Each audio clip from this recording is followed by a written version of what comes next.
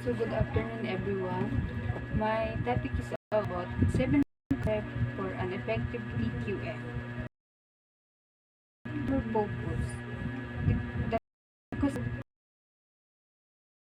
of quality management is to meet to exceed customer dito po is pinapataas ang expectation ng customer. Dito po is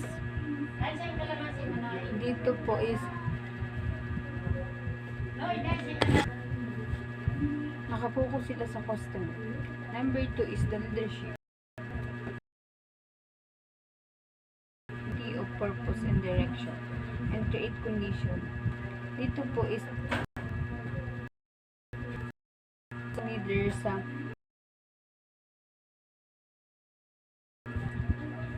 ang daloy ng hotel. Next is the engagement of people. Competent, empower, and engagement people out of the organization are essential to enhance its capability to create deliver values. Process of approach. Consistent and predictable results are achieved more efficiently and effectively when activity are understood and managed. Dito po is tamang pag-approach po sa guest para po magustuhan nila ang nagpapacilitate sa kanila. Improvement. Successful organization have an ongoing focus or environment. Our industry is constantly changing.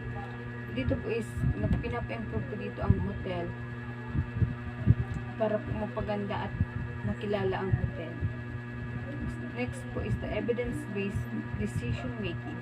Decision-based of analysis and evaluation of data and information are more likely to produce reduced result. Dito po is nakakatanggap sila ng feedback galing po sa customer at